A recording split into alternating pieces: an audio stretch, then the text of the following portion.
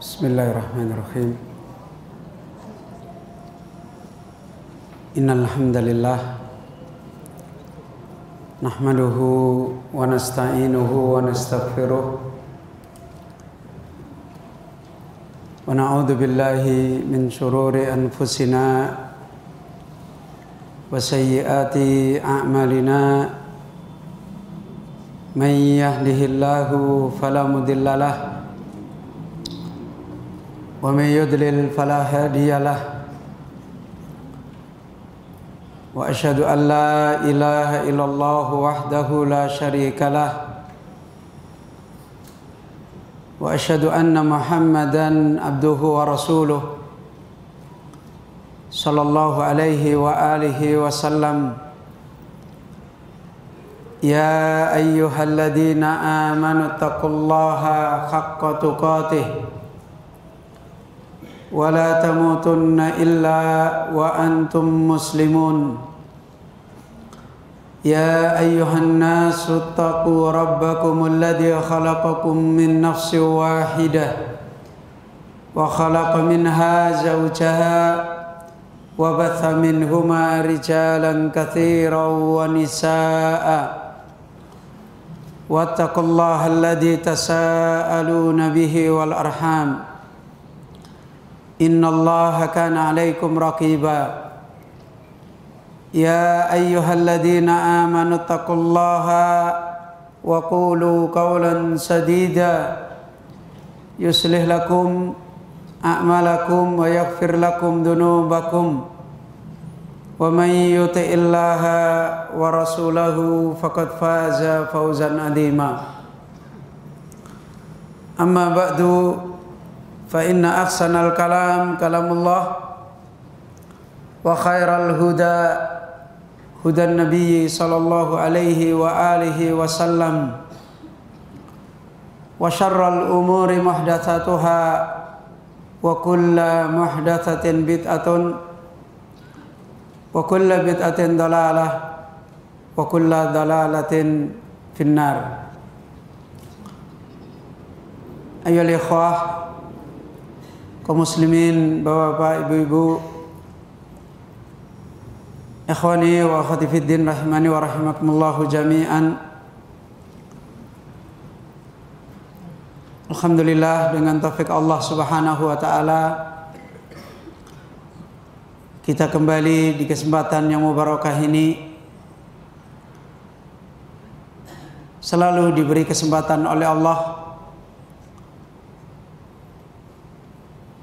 di dalam amanah yang besar dalam hidup kita,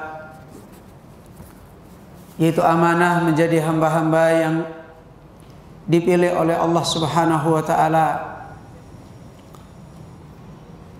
menjadi hamba-hamba yang dikhususkan oleh Allah Azza wa Jal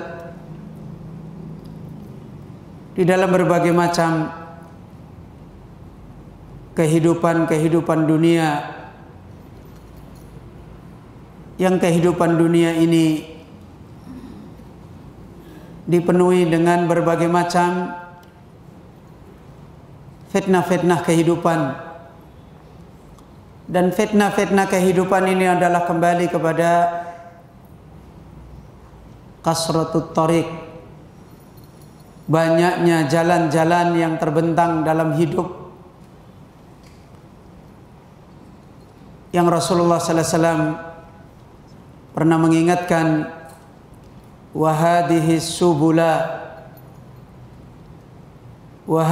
subulu la yahdiha illa syaitan, la yad'u ilaiha illa syaitan.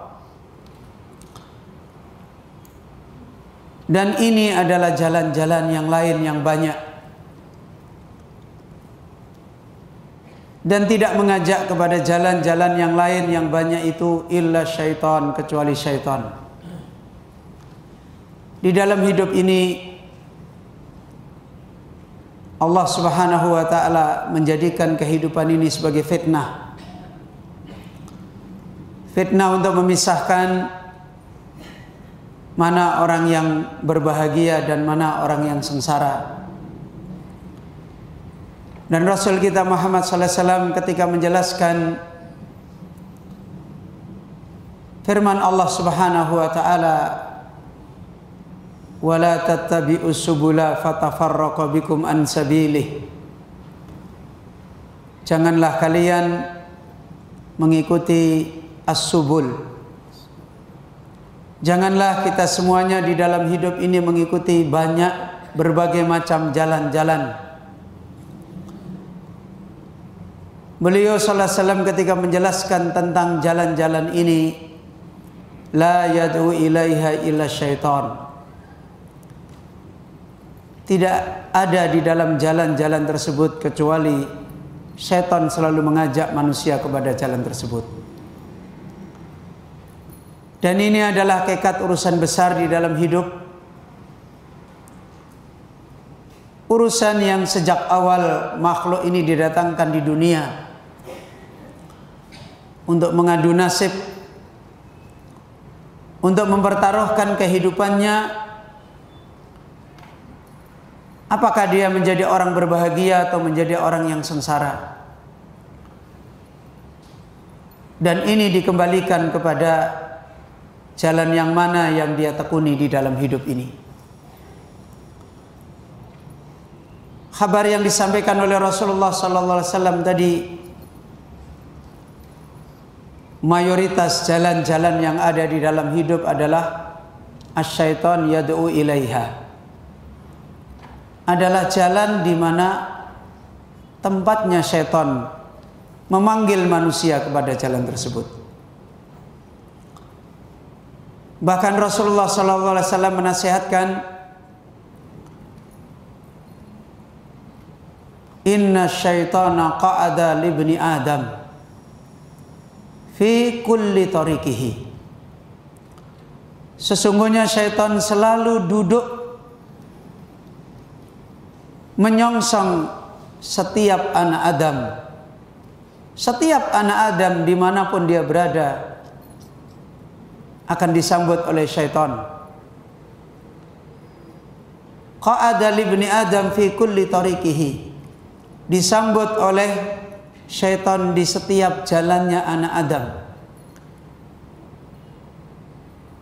Dari sana kita memahami kenapa kita disyariatkan berta'awud. Kenapa kita dituntunkan untuk berlindung dari syaitan. Sampai pun ketika kita salat, kita membaca ta'awud. Sampai pun ketika seorang suami istri berkumpul sebagai suami istri, diperintahkan oleh Allah ta'awud. Karena seluruh hidup ini dipenuhi dengan jalan-jalan syaitan. Hatta di dalam ibadah-ibadah kita. Hatta di dalam niat-niat baik kita. Kaum muslimin, Bapak Ibu yang dirahmati oleh Allah. Dan inilah sebenarnya kehidupan besar yang hari-hari manusia harus waspada. Hari-hari manusia harus tarabbus, mengintai hidup, mengawasi hidup. Tidak ada lain apakah dia termasuk orang yang ditolong oleh Allah diselamatkan dari jalan syaitan, atau dia adalah orang yang terjatuh di dalam jalannya syaitan. Ketika kita ditolong, diberi taufik oleh Allah Azza wa Jalla, terus menerus diberi kesempatan oleh Allah, dipilihkan oleh Allah untuk tolong menolong agar kita tidak terjatuh di dalam jalan-jalannya syaitan tersebut, maka mestinya hamba ini menyadari besar tentang besarnya nikmat, tentang besarnya urusan hidup dia. Sebagaimana kesadaran yang pernah dialami oleh orang-orang beriman, oleh orang-orang beriman yang iman-iman mereka benar. Mereka punya kesadaran yang tinggi tentang kehidupan mereka, tentang jalan hidup mereka, tentang di mana dia menempuh jalannya, apakah dia masih istiqamah ataukah dia sudah berubah, apakah sebab-sebab jalan kebaikan itu masih diberikan oleh Allah Subhanahu wa taala, ataukah dia melihat adanya isyarat jalan-jalan kebaikan itu akan diambil oleh Allah Azza wa Jalla.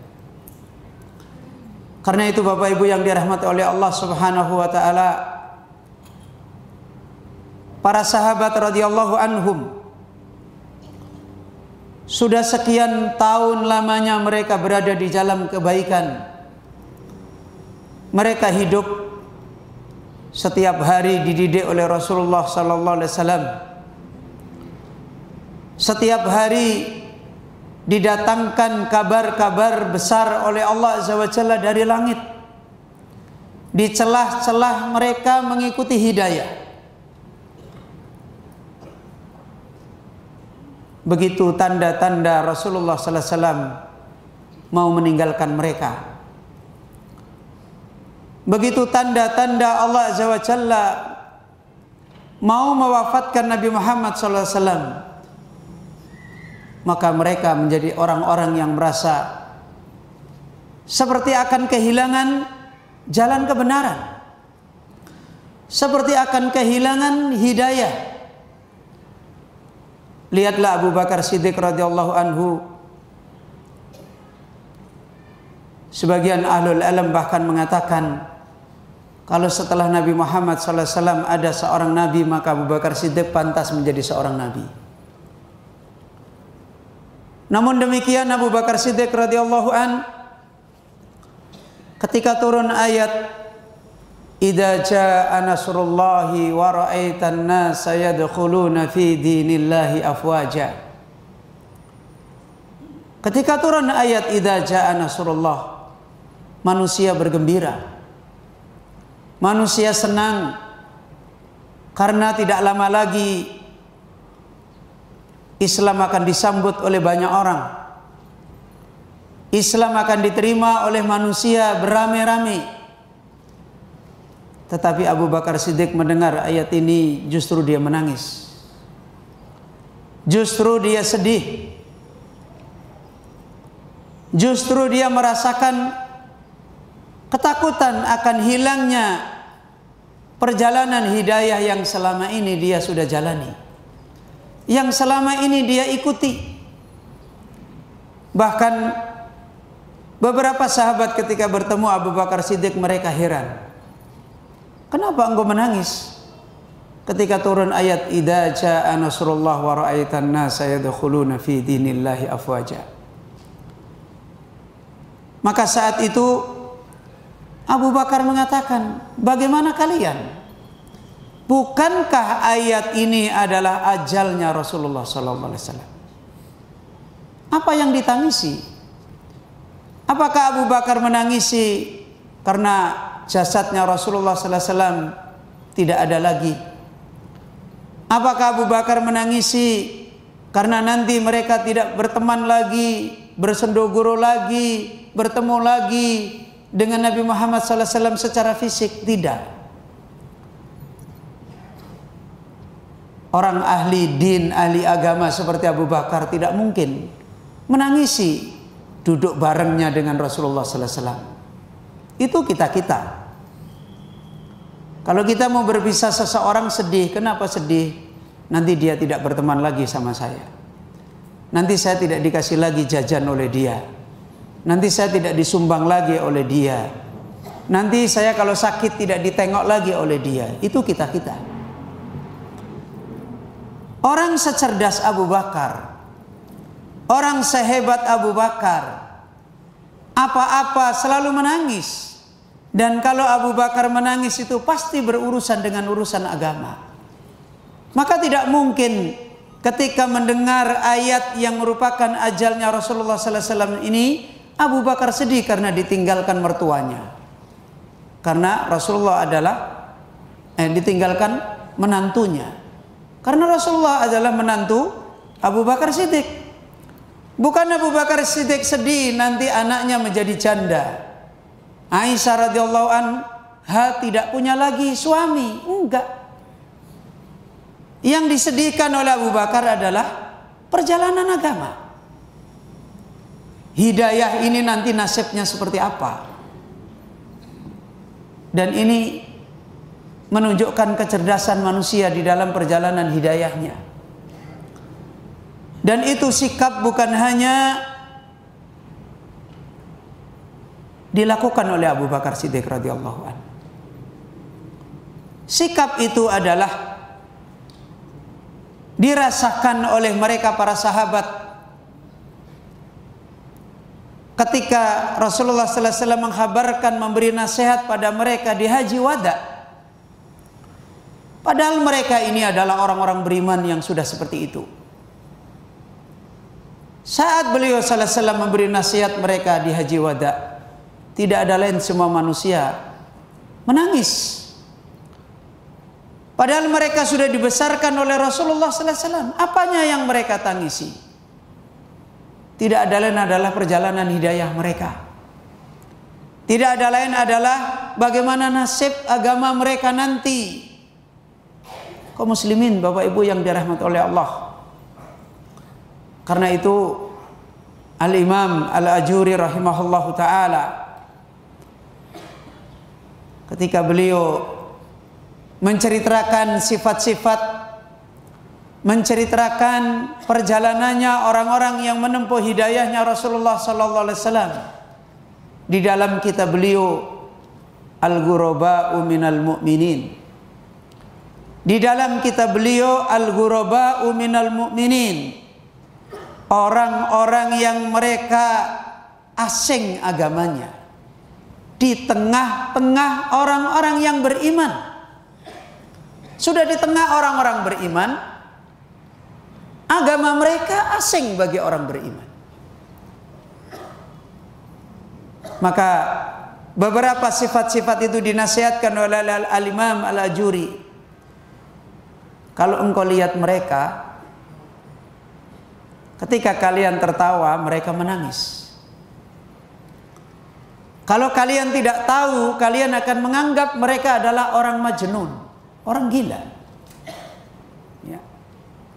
Bahkan beliau Al-Imam Al-Ajuri menasihatkan, kebanyakan orang hatinya ada di gunung sana, dan mereka ini hatinya ada di gunung yang lain. Kaum muslimin, Bapak Ibu yang dirahmati oleh Allah. Maka inilah kenikmatan yang besar, pembicaraan yang besar, yang terus-menerus para ulama kita berbicara, yang terus-menerus orang-orang yang cerdas di dalam agama, siang malam mereka membicarakan perjalanan hidayah mereka. Bahkan beliau Syekh Shalih bin Abdul Aziz Al-Utsaimin di dalam syarah Salasatul Usul, di dalam syarah Al-Usulus Salasah, beliau ketika memberikan syarah tentang hijrah, dulu para ulama-ulama mereka biasa hidup berpindah-pindah negara. Ulama, kalau hari ini kita melihat ada orang berilmu berpindah dari satu tempat ke tempat yang lain, apa yang kita lihat yang dilakukan oleh orang berilmu? Apa kira-kira Bapak-bapak? Ada ahli ilmu, besok kita dengar di sini, besok kita dengar lagi di sini, besok lagi kita dengar lagi di sini. Apa kira-kira yang kita lihat dari orang ahli ilmu ini hari ini? Apa Pak? Loh, Bapak Ibu nggak pernah dengar ada Ustadz Fulan hari ini di sini, besok lagi di sana, besok lagi pindah di sana. Apa kira-kira yang Bapak Ibu lihat? Hah? Berdakwah, ngajar kan? Kata beliau Syekh Shalih bin Abdul Aziz, dulu para ulama biasa berpindah-pindah negara. Kenapa? Menyelamatkan agamanya. Beda jauh kan Pak? Mereka dulu berpindah-pindah negara itu menyelamatkan hidayahnya. Beberapa ulama ketika di negeri Irak, Mu'tazilah berkuasa, orang-orang ahli akal berkuasa, sebagian ulama ahlussunnah pergi ke negara yang sunnah selamat. Ini besarnya mereka memahami perjalanan hidayah. Berbeda sekali dengan kita-kita sekarang, ya. Dengan orang berilmu sekarang. Kita berpindah kemana-mana, ya ini masih lumayan mungkin berpindah ngajar. Kadang-kala berpindah kenapa? Berpindah kemana-mana hanya untuk mencari dunia. Fa inna lillahi wa inna ilaihi raji'un. Maka kaum muslimin Bapak Ibu, inilah hakikat terus-menerus keislaman, nikmat Islam yang Allah berikan pada seorang hamba. Terus-menerus mereka ini berada di tempat. Terus-menerus mereka ini tidak menjadi umat yang aziz, umat yang mulia.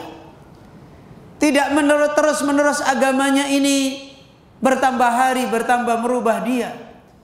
Tidak menjadikan dia cerdas di dalam agamanya. Tidak ada lain adalah karena masalah al-hidayah fil Islam. Masalah hidayah di dalam Islam hari ini adalah masalah yang kabur. Lihatlah kebanyakan orang hari ini. Kalau seandainya kita mendapati seseorang hari ini menekuni hidayah di atas sunnah, di atas kebenaran, apakah itu kita cari sejak kecil? Apakah itu adalah kesibukan kita sejak kita punya amanah hidayah? Seringkali kita baru mencoba mengurusi hidayah saat-saat ada masalah. Ya kan begitu. Saat-saat kita ingin mencari manfaat dengan musibah-musibah kita, dengan duka-duka kita, dengan problem-problem kita, yang pada umumnya problem kita, duka kita lebih banyak pasti berangkat urusan dunia. Jualan nggak laku terus, baru ngurusin agama, biar jualannya laku. Ya kan gitu kan? Baru ngaji ke sana kemari, mana tahu ngaji yang bener, saya biar hidup saya nyaman. Ya, dari dulu pengen nikah, belum dapat jodoh. Wah ini kita harus ngaji nih. Udah capek cari jodoh, ngaji. Ya, ya kan begitu. Ngaji. Nanti begitu dapat jodoh. Ini saya nggak ngomong, Bapak Ibu sendiri terserah. Ya. Begitu nanti usahanya baik lagi, anaknya yang tadinya sakit-sakitan sehat, masih ngaji, sudah sibuk, anaknya diajak piknik. Ya. Coba lihat hari ini persoalan-persoalan. Mana ada orang hari-harinya menangisi agamanya. Dan inilah bencana hidayah. Ya. Dan ini persoalan wujubid dukhul fil Islam. Orang ketika sudah mendapatkan nikmat Islam, selesai. Seakan-akan urusan besar sudah selesai. Padahal persoalan yang paling besar adalah bagaimana dengan nikmat Islam ini kita mendapatkan jawaban dari Allah Rabbul Alamin. Sebagaimana ayat yang sudah beberapa kali kita sampaikan. Allah berfirman di dalam surat Al-Hujurat di akhir-akhir ayat. Ketika orang-orang Arab mereka masuk Islam, Allah menyebutkan keislaman mereka. Qalatil a'rabu amanna. Orang-orang Arab ketika mereka masuk Islam, Mereka berkata, amanna, kami beriman. Kan begitu. Kemudian Allah berkata kepada Rasulullah sallallahu alaihi wasallam, "Qul lan tu'minu." Katakanlah wahai Muhammad sallallahu alaihi wasallam kepada mereka, sekali-kali kalian itu tidak beriman. Walakin qulu aslamna. Akan tetapi katakanlah aslamna, kami ini baru Islam, baru Muslim. Walamma yadkhulul imanu fi qulubikum, karena iman belum masuk di dalam hati kalian. Karena iman Islam yang sesungguhnya, di mana hati kita adalah hatinya orang-orang yang dicintai oleh Allah, hati kita adalah menjadi hati hamba yang dilihat oleh Allah, itu belum masuk. Maka tidak ada perjuangan yang besar setelah perjuangan kita diberi kemudahan oleh Allah di dalam Islam, kecuali membangun hidayah ketika kita dukhul fil Islam. Ketika kita ini masuk di dalam Islam, tugas-tugas hidayah sangat banyak. Sebagaimana di kajian hari Ahad yang lalu kita sampaikan, tugas hidayah untuk masuk Islam itu tidak banyak. Berbeda dengan tugas hidayah setelah kita Muslim. Kita telah sampaikan di beberapa pengajian yang lalu, ada orang hanya karena melihat wanita berjilbab kemudian masuk Islam. Ada enggak? Gampang kan? Tugas hidayah untuk masuk Islam itu enggak susah. Ya. Ada orang hanya melihat orang sedekah, kemudian dia tertarik, orang Islam kok pada sedekah ya, kita kok enggak. Oh, berarti Islam itu agama baik, masuk Islam. Gampang. Ilmu untuk masuk ke dalam Islam itu kalau dibukakan oleh Allah enggak melelahkan. Beda dengan ilmu untuk kita punya hidayah di dalam Islam. Untuk setelah kita menjadi Muslim, keislaman kita ini mendapatkan jawaban dari langit, mendapatkan janji-janji Allah, mendapatkan penjagaan Allah, mendapatkan pertolongan Allah. Janji-janji yang Allah datangkan, datang semua. Itu sebab-sebab hidayahnya banyak. Perjuangan hidayahnya besar. Kaum muslimin Bapak Ibu yang dirahmati oleh Allah, dari sini amanah, kaidah-kaidah yang telah dinasihatkan, diperingatkan oleh Allah dan Rasulnya di dalam wujubid dukhul fil Islam. Justru itulah hakikatnya nikmat Islam yang sesungguhnya. Justru hakikatnya itulah nikmat Islam yang sebagaimana tidak henti-hentinya manusia hari ini kehilangan darinya. Dan ini banyak hal yang menjadikan persoalan fitnah ini terjadi. Kesimpulannya adalah kembali kepada kasratul fitan wa duhurul jahl. Syiar yang ada pada kehidupan adalah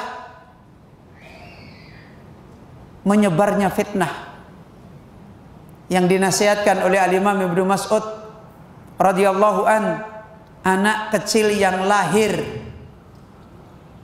hidup dengan virus ini tidak pernah berhenti sampai dia jadi pemuda. Begitu juga generasi muda tumbuh berada di dalam virus fitnah ini sampai rambutnya putih semua dan meninggal dunia. Al-Imam Ibnu Mas'ud radhiyallahu anhu ketika ditanya, "Wa mata dzalika ya Aba Abdurrahman?" Itu kapan terjadi? manusia syiar hidupnya adalah fitnah, tidak peduli. Dari sejak anak kecil lahir, bayi sudah terkena virus fitnah, terus tidak pernah berhenti sampai kemudian dewasa, sampai kemudian dia tua, sampai dia meninggal dunia. Naudzubillah min dzalik. Tu'radul fitan ka'ardil hasir. Karena fitnah itu terus ditimpakan, didatangkan. Dan ini adalah kehidupan syiar-syiar fitnah di zaman akhir. Sebagaimana Nabi sallallahu alaihi wasallam menyebutkan, min asratis sa'ah, tanda kiamat adalah duhurul jahl, kasratul fitan, banyaknya fitnah dan merajalelanya kebodohan. Kebodohan yang dimaksudkan adalah kebodohan mereka, hati mereka, akal mereka, kehidupan mereka, bahkan jahiliyah yang dulu sudah ditinggalkan manusia jauh-jauh, kembali subur, kembali menjadi kehidupannya manusia pada umumnya. Dan inilah yang menjadikan umat ini tambah jauh di dalam urusan hidayah. Maka kaum muslimin, Bapak Ibu yang dirahmati oleh Allah, sebagaimana pada kajian yang lalu kita sebutkan apa yang dinasihatkan oleh Syekh Muhammad bin Jamil Zainu di dalam kitab beliau Al-Wasithah Bainal Haq, taklik beliau terhadap kitabnya Syekhul Islam Ibnu Taimiyah, Al-Wasithah Bainal Haqqi wal Khalq, kitab yang menerangkan usulnya hidayah, yaitu beriman perantara yang menjadi perantara antara manusia dengan Allah. Siapa itu? Lupa? Sudah kita jelaskan pada kajian yang lalu. Yang menjadikan perantara antara manusia dengan sesembahan yang hak. Siapa itu? Para rasul dan para pewaris mereka. Yang kita tahu, kita sebutkan pada kajian yang lewat, taat kepada para rasul, taat kepada para ahlul ilm, para ulama di dalam kebaikan-kebaikan hidayah yang mereka berikan petunjuk, adalah kehidupan yang semakin jauh dari umat, semakin sulit dari umat. Bahkan sebagaimana sejak awal taat kepada para rasul itu sudah menjadi fitnah yang besar. Bani Israel ketika tidak ada rasul, menunggu rasul enggak? Menunggu. Ketika tidak ada nabi, menanti kedatangannya nabi enggak? Menanti. Setelah datang, apa yang terjadi pada mereka? Satu, mengkultuskan nabi, ya kan? Dua, membunuh nabi, ya kan begitu? Karena ini perjalanan yang gharib, perjalanan yang di dalam hidayah itu di sini. Ya, kalau dia tidak mengkultuskan nabi, gulu kepada nabi, maka mereka apa? Menentang nabi. Dua-duanya berhasil atau dua-duanya gagal? Dua-duanya gagal. Ya.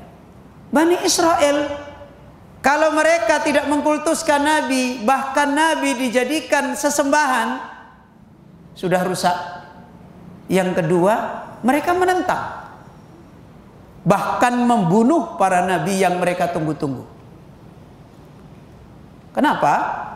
Karena urusan al-hidayah fil Islam.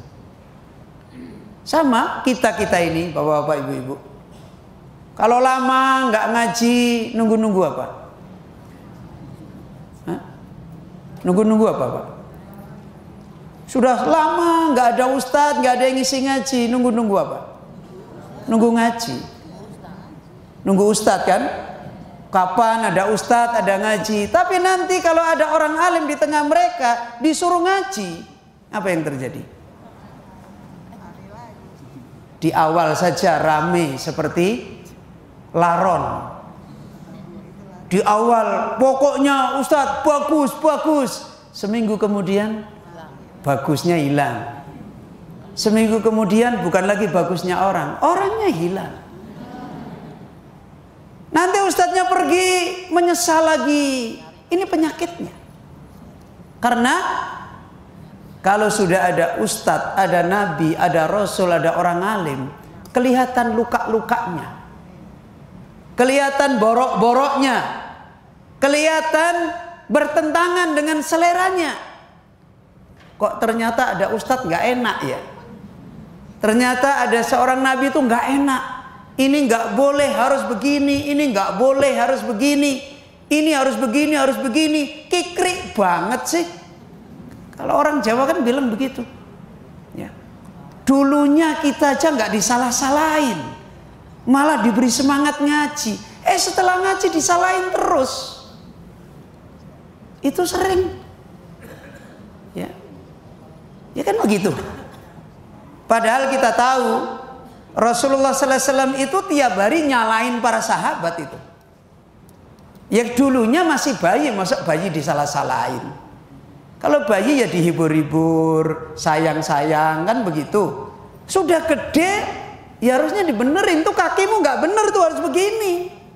Tuh tanganmu nggak bener, harus begini. Nggak bisa pak, ya digigit, dipaksa, gitu kan? Tapi begitu, lama-lama, ya lama-lama apa?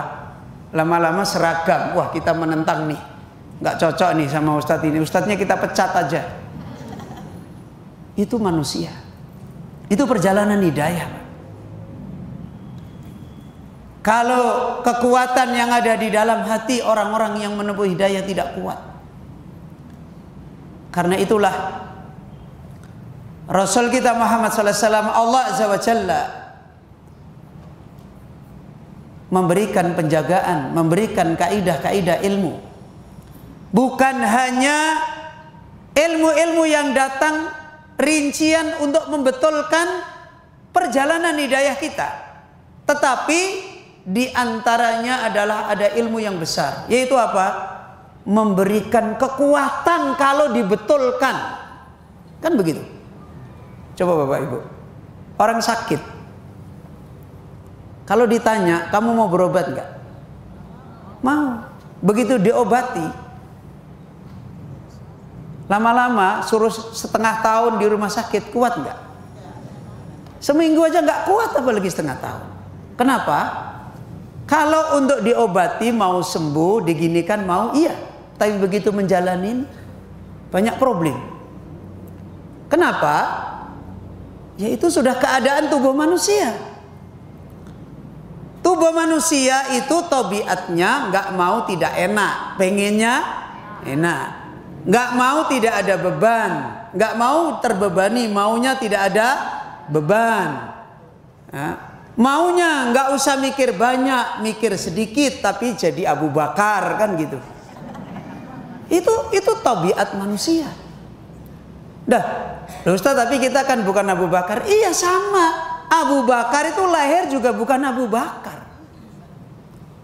Abu Bakar itu tidak lahir kemudian jadi Abu Bakar, tidak.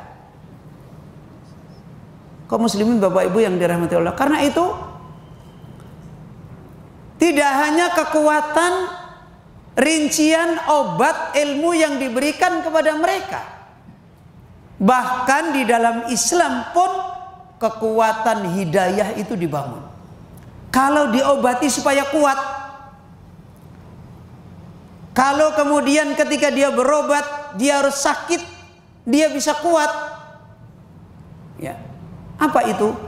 Coba lihat rahasia yang diajarkan oleh Allah dan Rasulnya. Kita ambil contoh. Fa in tanaza'tum fi syai'in farudduhu ilallahi war rasul. Kalau kamu berselisih di dalam sesuatu, kembalilah kepada Allah dan Rasul. Gampang nggak ini, Pak? Gampang?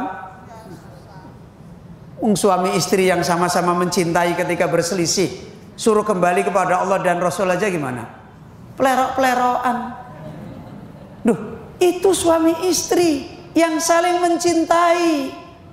Ya, sudah punya anak, yo anakmu, yo anakmu juga, kan begitu. Lo itu ketika berselisih disuruh kembali kepada Allah dan Rasul, enakan kue ki pas dalilin belo kue, kan gitu. Ini enakan kamu pas beneri cocok dalil, saya salah terus. Gampang nggak ini? Nggak gampang. Fal yukrim daifahu, memuliakan tamu. Sekedar memuliakan tamu, gampang? Gampang? Gampang sehari 2 hari. Coba kalau sering bertamu, bolak-balik itu lagi bertamu. Ya saya mungkin bertamu ke bapak-bapak, ibu-ibu sekali 2 kali seneng. Coba setiap 5 hari saya bertamu, setiap 5 hari saya bertamu. Kira-kira gimana? Menyakitkan. Kok bolak-balik itu sampai bosen wajahnya saya. Lama beramal itu susah. Ya. Falyakul khairan, ngomong baik. Gampang pemuda, Pak? Kalau ditanya berbicara baik itu bermanfaat enggak? Oh bagus. Berbicara tidak menyakiti orang itu baik enggak? Oh iya itu bagus, kita setuju. Tapi coba lisan kita suruh ngomong yang baik, terus ngomong yang baik terus. Susah kan? Baru ngomong yang baik sebentar belok. Baru ngomong yang baik sebentar belok lagi. Enggak mudah kan? Makanya ketika Allah Azza wa Jalla mendatangkan kebaikan sebagai solusi hidayah, itu diberi kekuatan. Karena enggak mudah. Diberi ilmu untuk menerima ini. Ada ilmu besar yang dipakai menerima kaidah-kaidah ini. Mengikuti Rasulullah. Siapa sih yang tidak memahami kalau Rasulullah itu orang mulia? Kalau kita dikasih tahu, mau nggak Bapak Ibu meneladani Rasul? Semua bengok, mau, kan begitu. Tapi tiba waktunya harus mencontoh Rasul. Kita ini kan umat akhir. Nggak mudah kan Bapak Ibu? Dari mana supaya diberi kekuatan oleh Allah? Dari mana supaya diberi kemudahan oleh Allah? Lihat ayat-ayat hadis yang tadi saya bacakan. Fa in tanaza'tum, apa tadi? Farudduhu ilallah war rasul. Terakhir Rasulullah sallallahu alaihi wasallam mengatakan, in kuntum tu'minuna billahi wal yaumil akhir. Apa itu? Hah? Apa itu? Kalau kalian itu orang yang beriman pada Allah dan hari akhir. Loh. Ini kekuatannya. Kalau berimannya pada hari Allah dan hari akhir lemah, bisa nggak? Nggak bisa. Diobati nggak bisa. Contoh lagi, laqad kana fi Rasulillahi uswatun hasanah. Kalian itu punya contoh beragama, yaitu siapa? Rasulullah. Mudah tadi mencontoh Nabi? Enggak mudah. Ada catatan lagi. Ya. In kuntum tu'minuna billahi wal yaumil akhir, man kana yarjullaha wal yaumil akhir. Siapa yang berharap kepada Allah dan hari akhir, maka dia akan bisa. Begitu juga tadi berbicara yang baik. Man kana yu'minu billahi wal yaumil akhir falyaqul khairan. Man kana yu'minu billahi wal yaumil akhir falyukrim daifahu. Man kana yu'minu billahi wal yaumil akhir falyukrim jarahu. Di mana kekuatannya? Di mana tadi? Kalau imannya hebat. Kalau berimannya kepada Allah kuat, berimannya kepada Rasulullah sallallahu alaihi wasallam kuat, berimannya kepada hari akhirat kuat, akan bisa dia diobati. Dan ini perjalanan hidayah. Para sahabat Kekuatan mereka adalah di sini. Coba lihat kalimat mereka ketika para sahabat menghadapi perang Khandaq, atau perang yang dimana kaum muslimin dikepung oleh musuh dan membangun parit. Kehidupan yang mencekam. Sekarang kita tahu bagaimana para sahabat menggali parit yang kedalamannya berapa meter itu? Dalam sekali. Dan itu mengelilingi kota Madinah dalam keadaan paceklik, panas terik. Bapak Ibu kuat? Orang kita baru ngaji sebentar, ada ustadz ngaji ke sana, saya bisa online. Ya, coba gitu. Ini mereka gali. Apa kekuatan mereka? Ketika mereka mencangkul menggali parit, kalimat yang keluar pada lisan mereka, Allahumma la ais illa aisul akhirah. Wahai Allah, nggak ada hidup kecuali hidup akhirat. Loh, kekuatannya di sini. Diperintah oleh Rasulullah mencangkul membuat parit seperti itu, kekuatannya ada di sini. Allahumma la ais illa aisul akhirah. Ya Allah, nggak ada hidup kecuali hidup akhirat. Ini kaum muslimin. Ya. Kekuatan-kekuatan mereka adalah seperti ini. Sebagaimana dalam riwayat juga, mereka sering kali duduk bersama Rasulullah sallallahu alaihi wasallam ngaji tentang akhirat, ngaji tentang iman, dan mereka kemudian mengatakan ka'annaha ra'yal ain. Ketika Nabi sallallahu alaihi wasallam memerintahkan, mengajari, mengingatkan tentang akhirat, tentang bertemu dengan Allah, itu seperti ada di depan mata saya. Itu kuat, ya. Karena diberi kekuatan ini, sebagian sahabat mengatakan, setelah itu kami menjadi tidak selera lagi dengan istri. Kami menjadi tidak selera lagi dengan dunia. Kami tidak menjadi lagi senang dengan anak-anak kami. Dan inilah kekuatan hidayah. Ini kaum muslimin Bapak Ibu.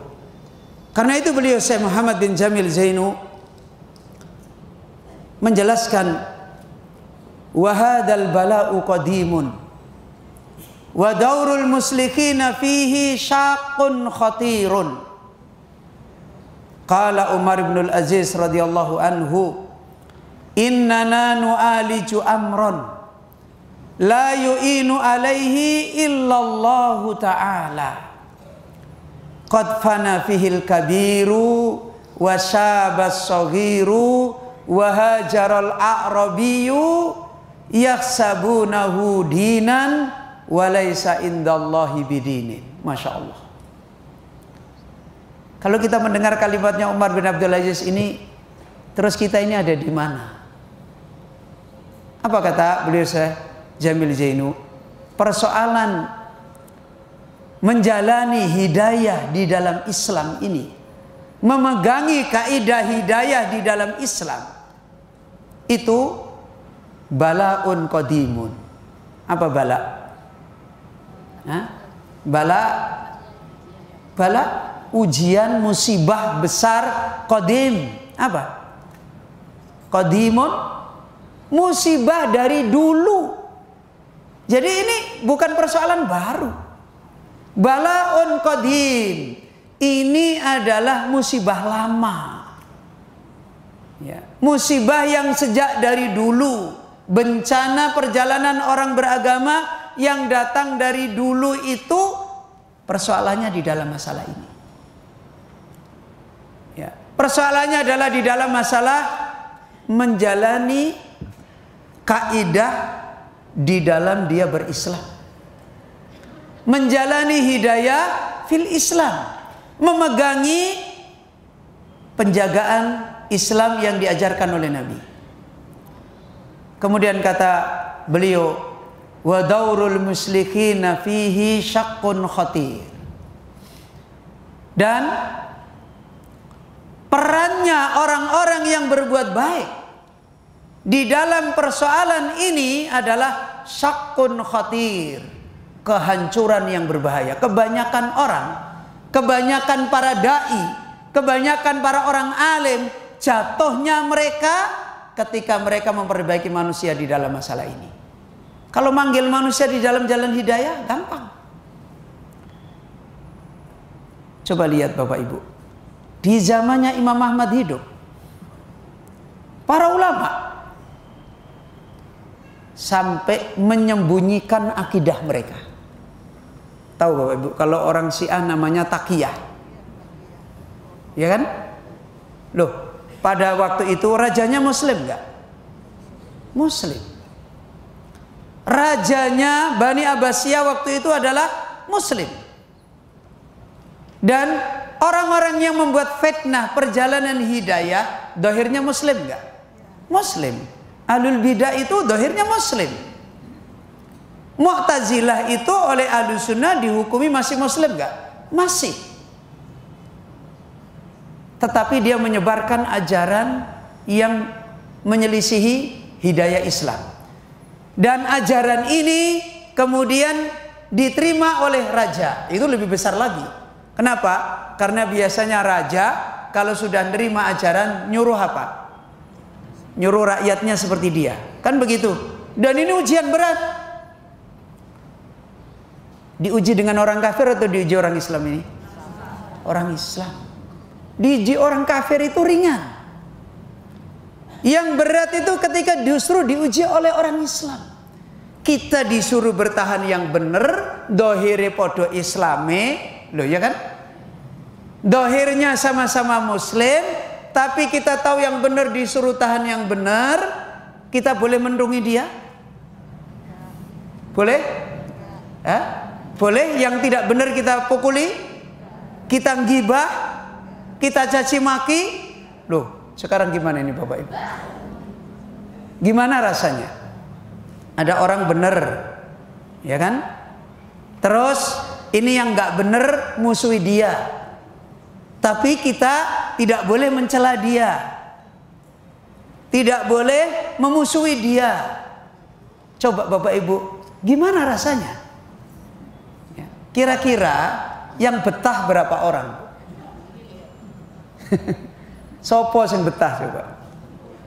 Makanya jangan heran. Dulu Imam Bukhari ketika datang ke Khurasan, ribuan manusia datang. Begitu datang fitnah, tinggal 3 biji.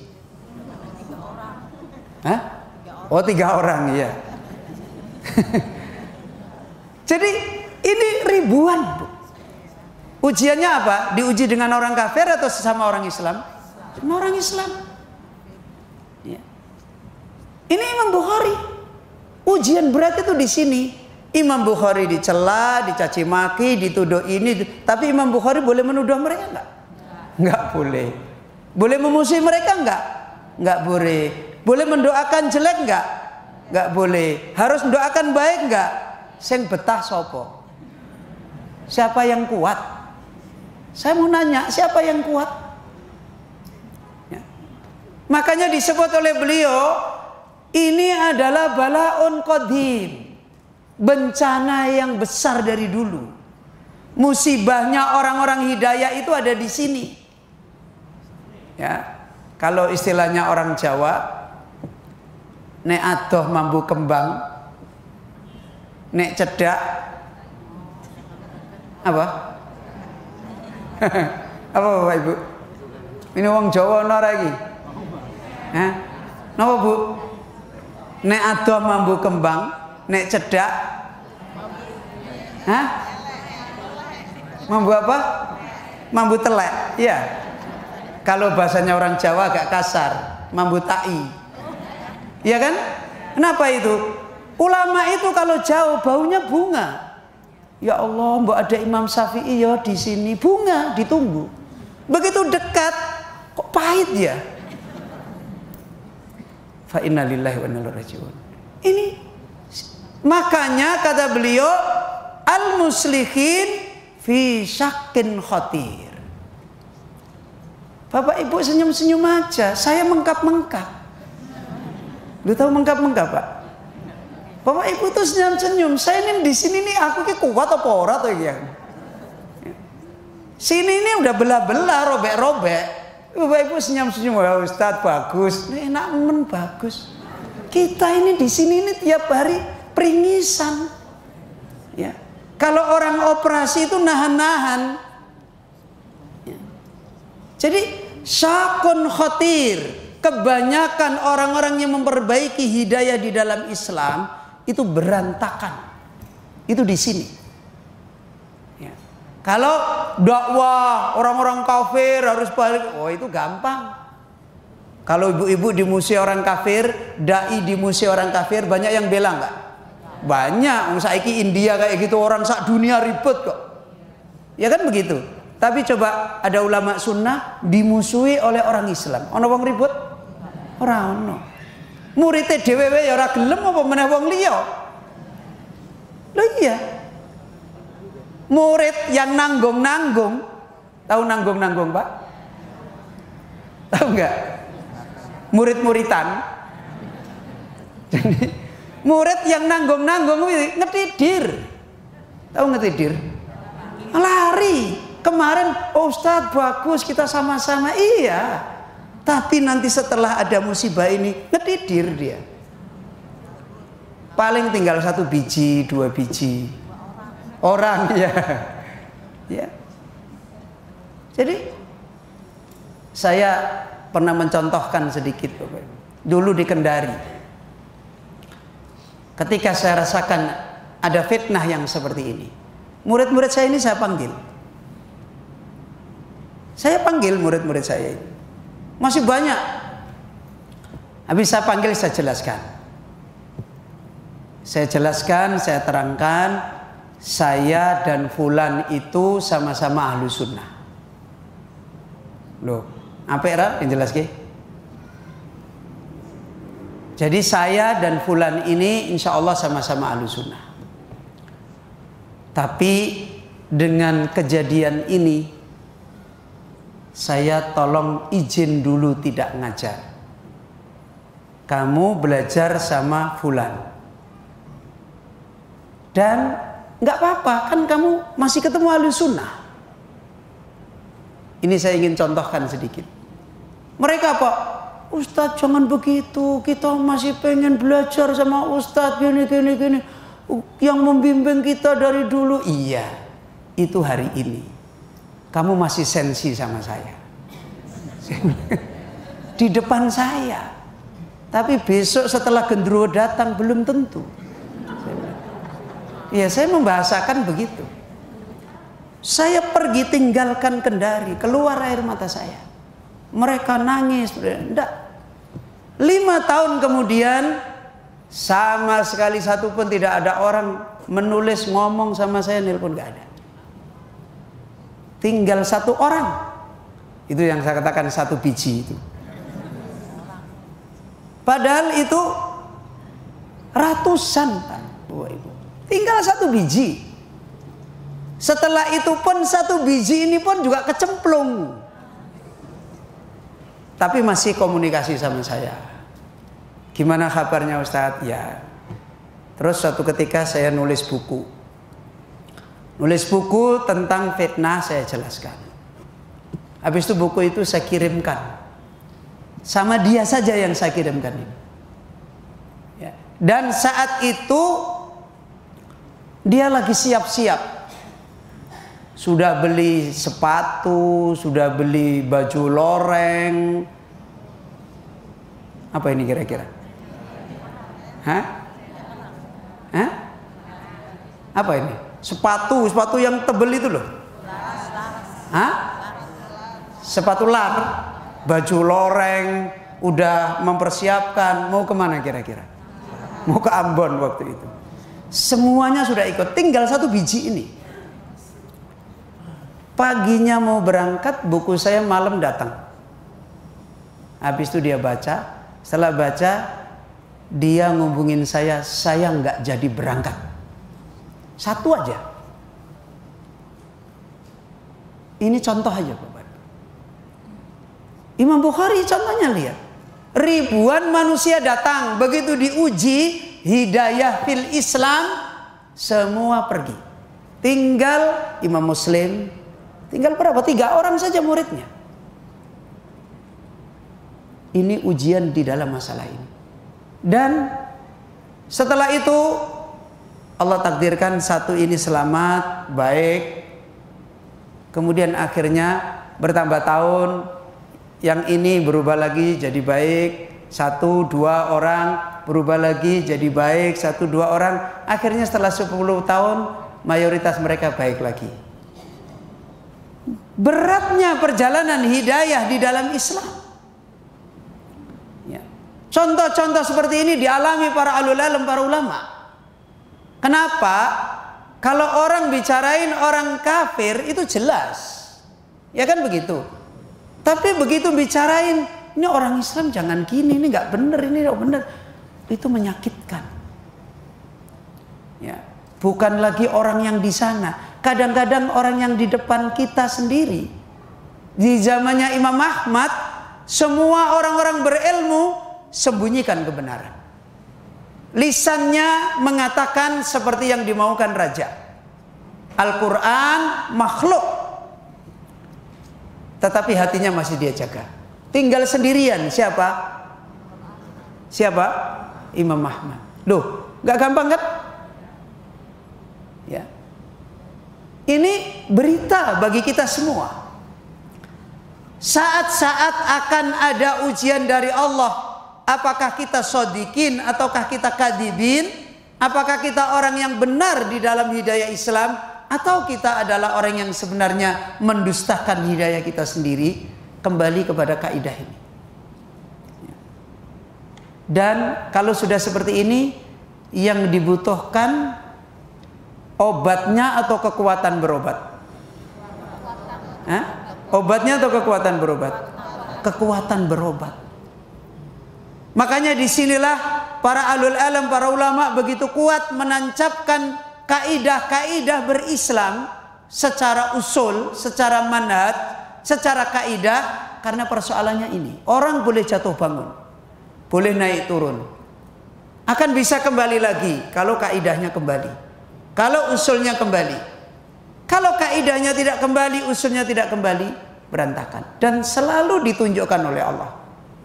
Sebagaimana kita sebutkan, waktu Ibnu Taimiyah rahimahullah ta'ala, siapa yang akhirnya, berapa orang yang akhirnya menemani Ibnu Taimiyah di dalam penjara?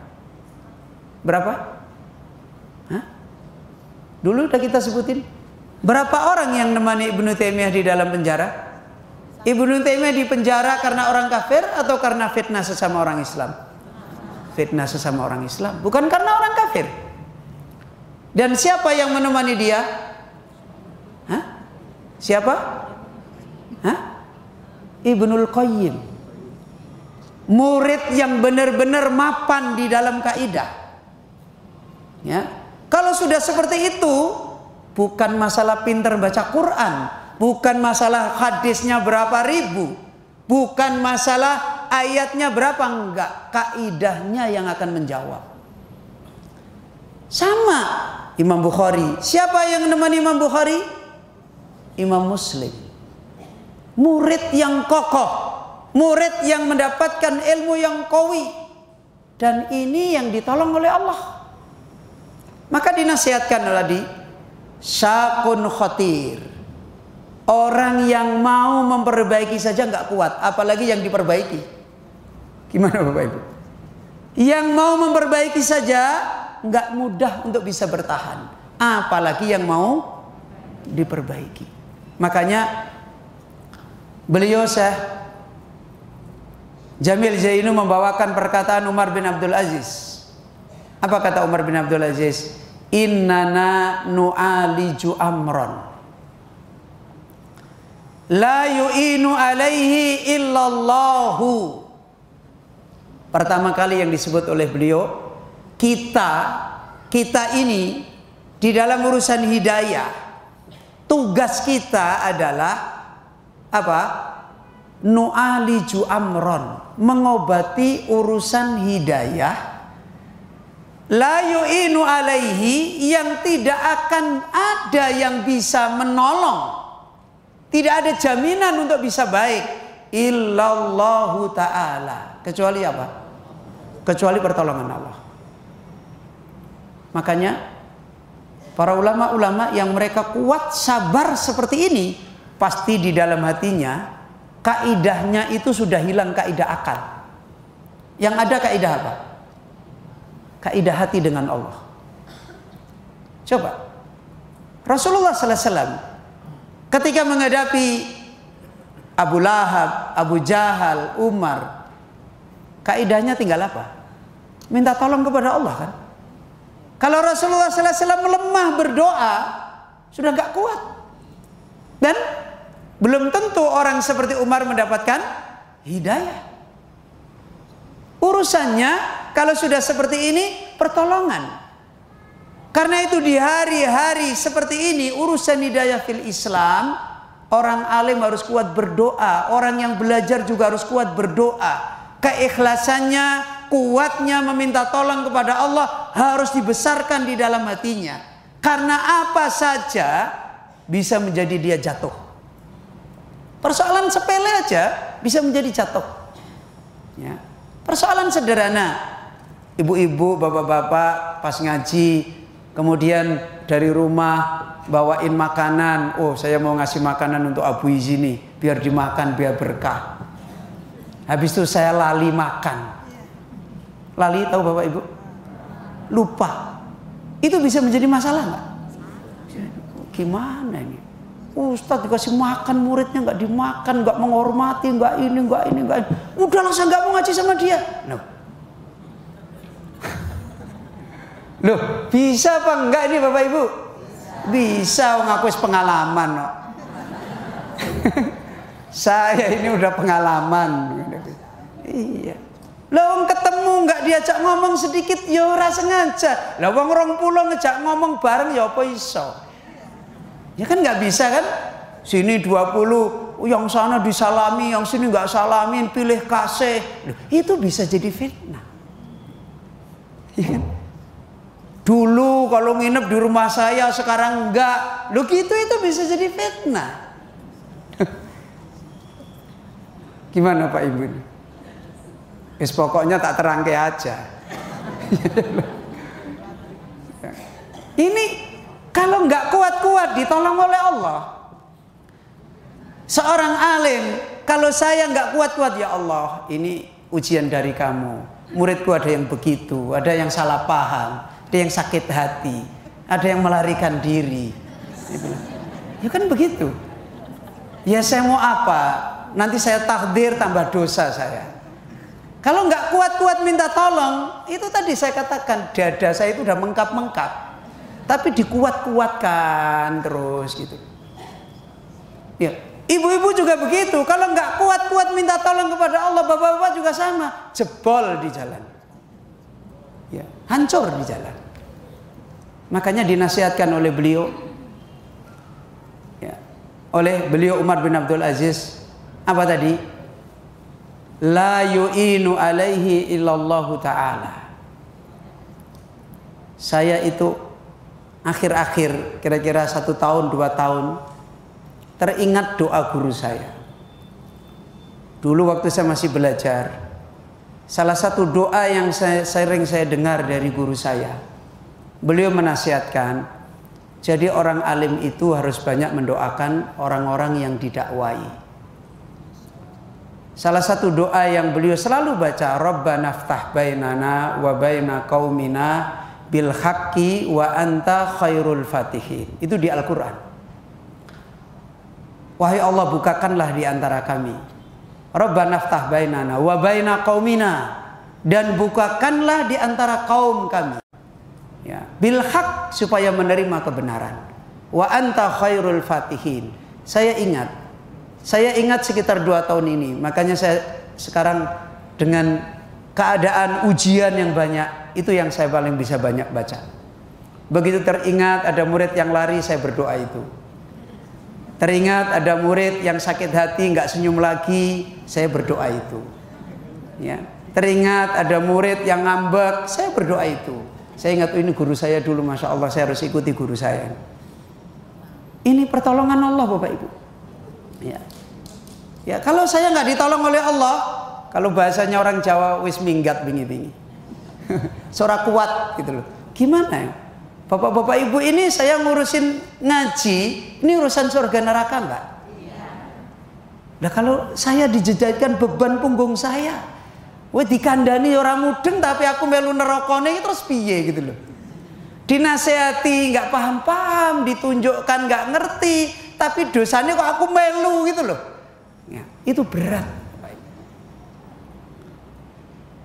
Memperbaiki jalan hidayah fil Islam itu besar. Ini yang pertama tadi dikatakan oleh siapa? Siapa tadi yang ngomong? Umar bin Abdul Aziz. Kemudian yang kedua kata Umar bin Abdul Aziz, qad fana fihil kabir. Sungguh di dalam urusan mengobati ini al-kabir, orang-orang dewasa sampai habis umurnya mati. Itu memperbaiki ini nggak selesai-selesai. Qad fana fihi al-kabir wasabas sogir, anak-anak kecil jadi pemuda sampai dia dewasa, itu dandani memperbaiki di dalam masalah ini tidak mudah ya, nggak mudah. Wahajarul a'rabi, kata beliau Umar bin Abdul Aziz, urusan hidayah fil Islam ini orang-orang A'rabi, orang-orang Badui pada lari hijrah. Sampai lihat dulu ketika zaman Nabi Sallallahu Alaihi Wasallam diuji dengan fitnah para sahabat. Sebagian mereka kemana? Seperti Sa'ad bin Abi Waqqas. Kemana dia Sa'ad bin Abi Waqqas? Dia pergi ke gunung puluhan tahun. Ngapain? Bawa kambing, bawa onta. Hidup dengan kambing dan ontanya berpuluh-puluh tahun. Kenapa? Umat Rasulullah SAW ketika itu terjadi fitnah. Sampai anaknya datang menjemput orang tuanya. Padahal kita tahu Sa'ad bin Abi Waqqas ini adalah generasi as-sabiqunal awwalun. Orang yang awal-awal menerima Islam dari Nabi Sallallahu Alaihi Wasallam. Ini Sa'ad bin Abi Waqqas. Bahkan beliau adalah termasuk panglima perang yang ditunjuk oleh siapa? Umar bin Khattab ketika menaklukkan mana? Persia. Ketika Persia itu terbuka hidayah, itu panglima perangnya Sa'ad bin Abi Waqqas. Lihat, orang hebat kan? Tapi ketika diuji fitnah, kemana Sa'ad bin Abi Waqqas? Pergi ke gunung. Bawa kambing, bawa onta. Berapa hari? Kalau kita kan paling beberapa hari sambil pergi ke Bogor kan gitu. Ini pergi ke gunung, hidup dengan kambing, dengan onta, pakai tenda. Kemudian anaknya datang, wahai bapak, aradita a'rabiyan. Wahai bapak, kenapa kamu sekarang pengen jadi orang Badui seperti ini? Padahal engkau adalah pembesar kaum. Engkau adalah muridnya Rasulullah Sallallahu Alaihi Wasallam yang hebat. Kenapa kamu berada di sini jadi orang Badui kayak begini ini? Wan nas yatanaza'una fil Madinah. Kamu lihat, apakah kamu tega? Orang di Madinah ini bermusuhan. Dan itu siapa? Siapa yang dimaksud oleh sahabat-sahabat Nabi? Mereka bertentangan.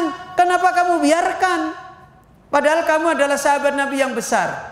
Apa jawaban Sa'ad bin Abi Waqqas? Uskut. Kamu diam. Jangan ngomong. Loh, ini Bapak Ibu. Sampai orang rela jadi Badui. Karena urusan besarnya persoalan menjalani kaidah di dalam Islam. Ya. Besar, berat. Ya. Sampai rela dia jadi Badui. Puluhan tahun dia jadi Badui. Orang-orang Arab rela mereka jadi Badui. Sampai dulu ada ketika Nabi mengkhabarkan tentang hadis fitnah, ada salah satu sahabat Nabi datang kepada Rasulullah. Ya Rasulullah, fa'dan li, izinkan saya A'rabiyan. Nanti kalau fitnah itu terjadi, tolong saya diberi izin jadi orang Badui. Saya mau balik ke kampung. Padahal sahabat Nabi itu kalau sudah hijrah di Madinah, boleh nggak balik ke kampung? Boleh nggak? Nggak boleh. Ya. Jadi kalau dulu sahabat Nabi setelah hijrah ke Madinah, itu dia tidak boleh balik ke kampungnya. Haram. Dan dia harus berjuang membela Islam di Madinah bersama sahabat yang lain sampai mereka meninggal dunia. Tapi ini ada sahabat Nabi minta izin kepada Rasulullah. Ya Rasul, izinkan saya menjadi badui. Nabi tahu benar orang ini.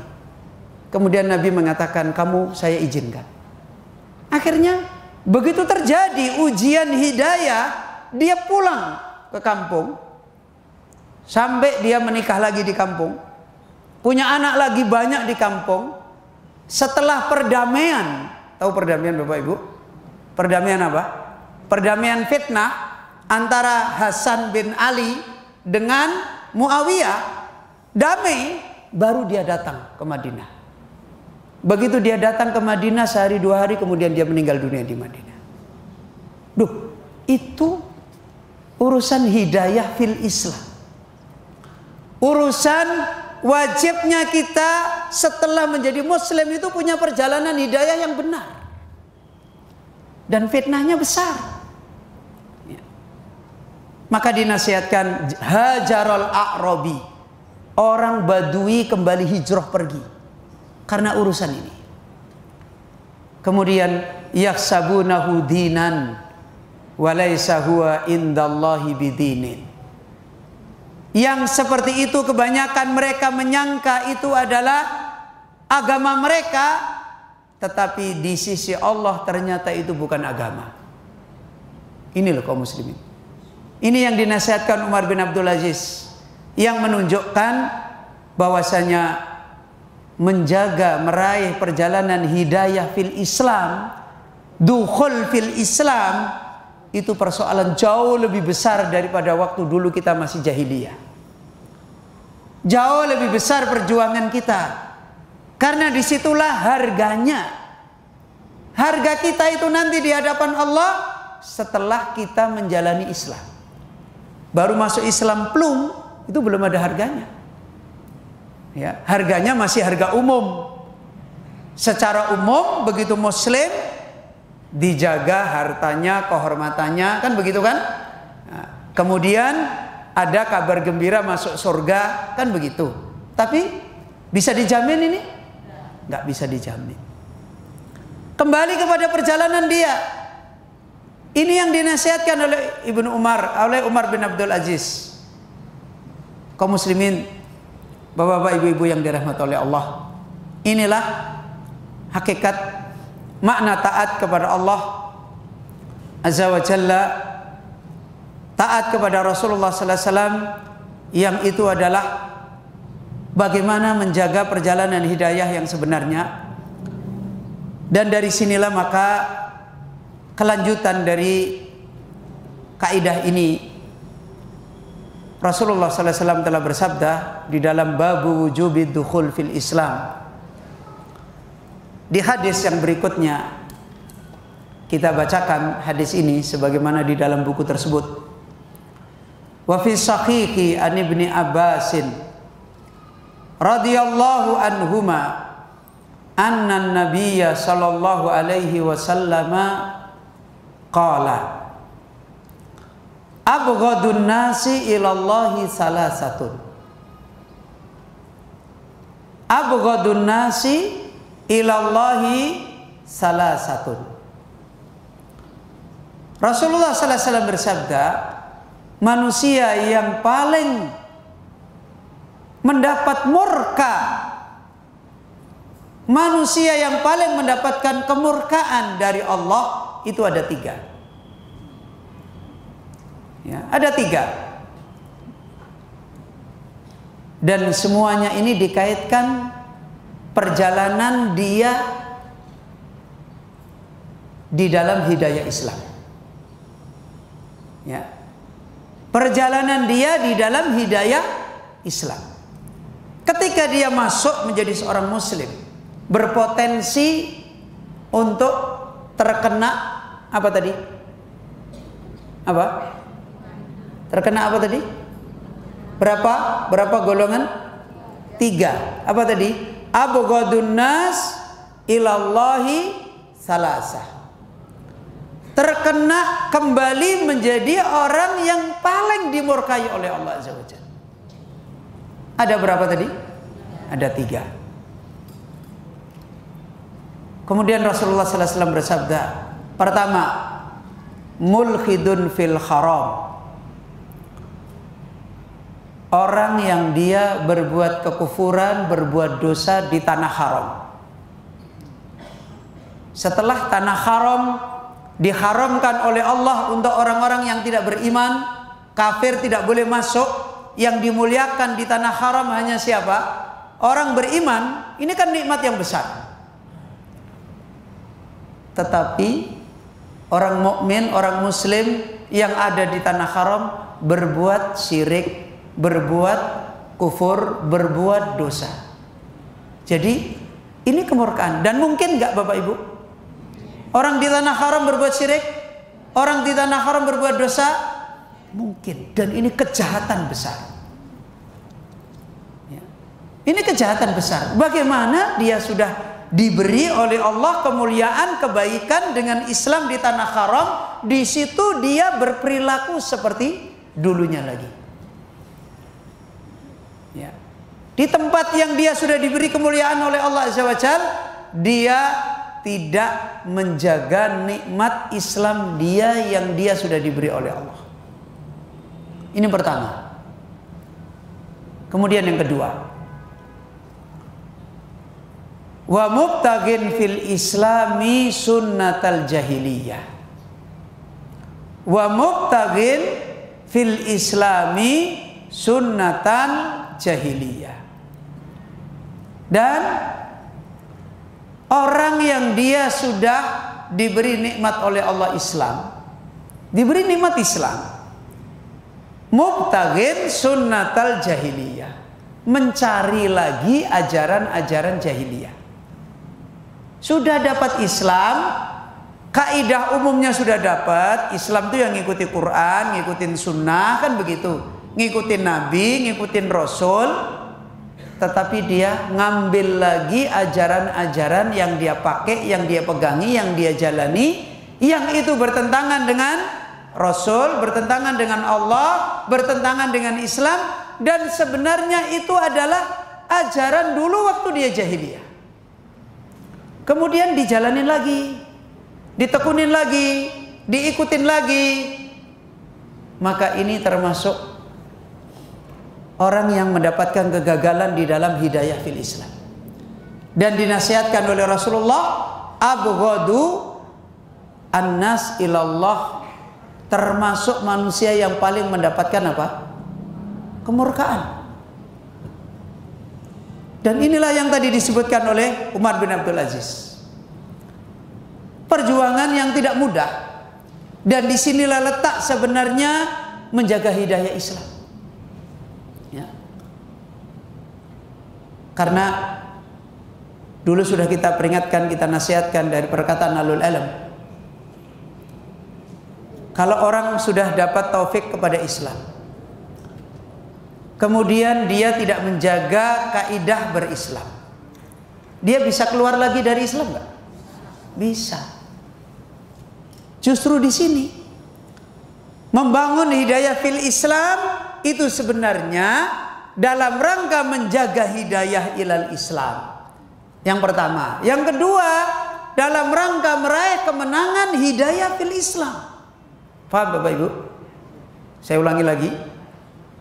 Kalau kita menjaga hidayah kita setelah kita muslim, itu sebenarnya yang kita lakukan pertama untuk menjaga hidayah ketika kita masuk Islam, supaya tidak keluar lagi, ya kan?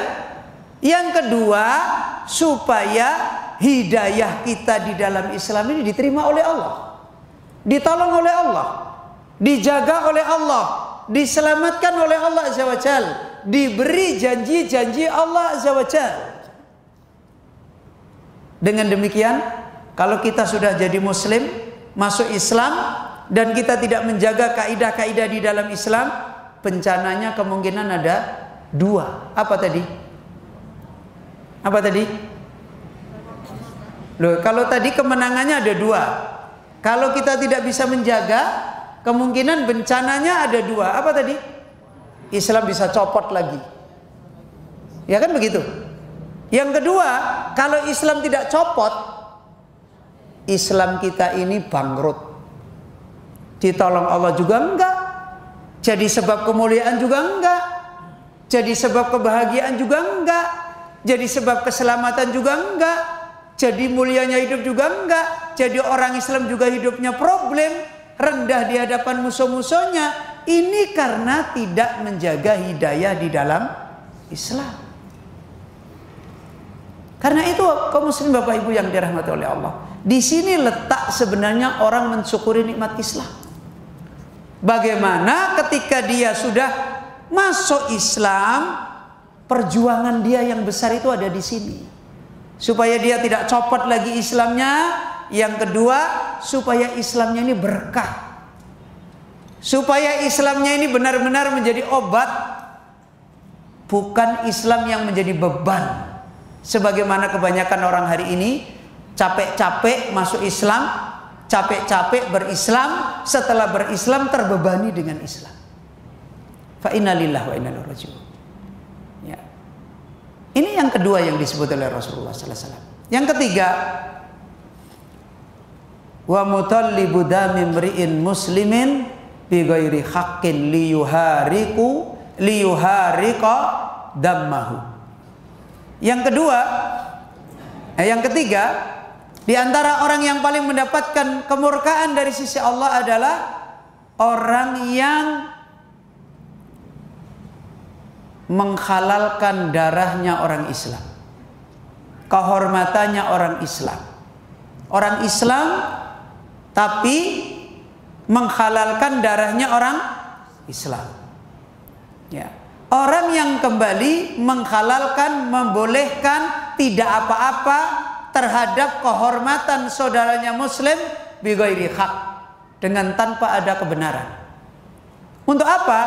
Tujuan dia hanya untuk liyuhari qadamahu, untuk mengalirkan darahnya, untuk menyakiti, untuk membunuh, untuk menumpas, untuk menghilangkan. Karena ada orang yang apa?